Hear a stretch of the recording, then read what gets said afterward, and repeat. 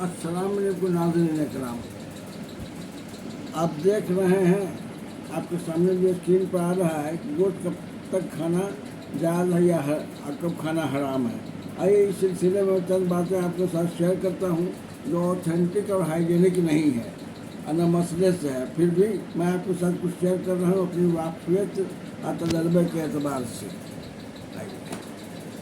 जैसा कि हम जानते हैं, हम लोग गोश्त ऐसे कौम से नहीं ताल्लुक़ रखते हैं कि साल में कभी एक दफ़ा कहीं से आ गया तो खाया, बल्कि हर रोज़ गोश्त खाने वाली कौम हम शुमार किए जाते हैं।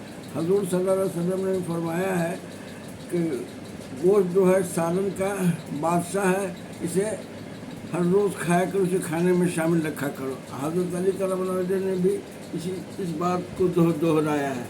आइए हम लोग जानते हैं और गोश्त खाते रहते हैं, बराबर खाते रहते हैं। गोश्त के मुताबिक ये बात हाइजीनिक तौर पर मिजाज से ताल्लुक़ रखते हुए ये है कि उसकी शक्ल बदल जाए, उसकी बू बदल जाए, उसका जायका अगर बदल गया है, यकीनी तौर पर आप गोश्त देंगे, चाहे वो उसी दिन का क्यों नहीं हो।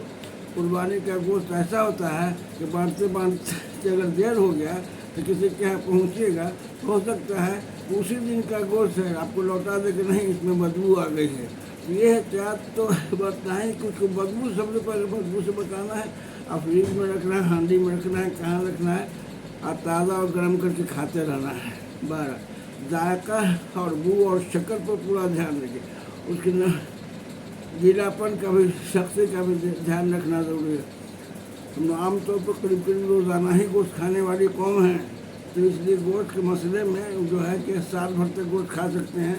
अब साल के क़यामत तक गोश्त अगर इंटैक्ट हो उस हालत में, जो उसका हाइजीनिक पहलू और सेहत के एतबार से वो ठीक है और उसमें कोई हराम वाली कैफियत पैदा नहीं हुई है, और वो हलाल है और जायका और हाइजीन पॉइंट ऑफ व्यू से ठीक है, जायका भी उसका ठीक है, शक्ल सूरत भी ठीक है, बदबू भी नहीं है, तो हम जब भी गोश्त खाएँ।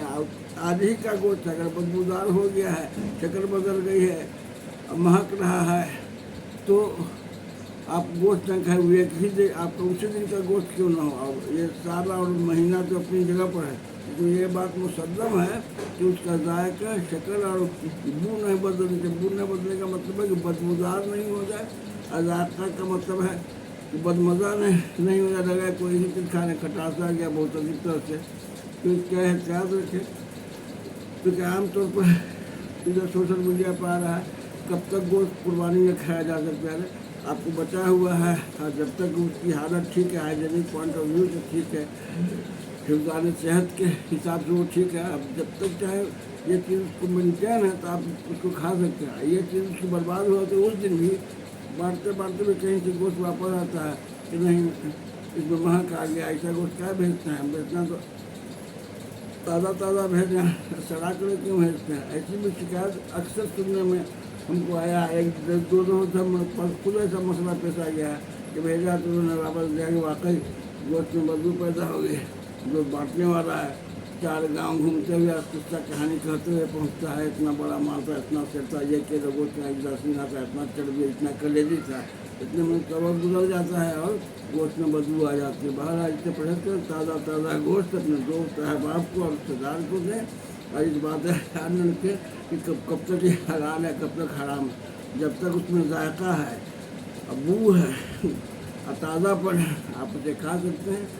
बस जज़ाकल्लाह खैर। वीडियो पसंद आए तो ज़्यादा से ज़्यादा शेयर करें। और वीडियो को हमारे चैनल पर नए हैं तो सब्सक्राइब करना भूलें। जज़ाकल्लाह खैर।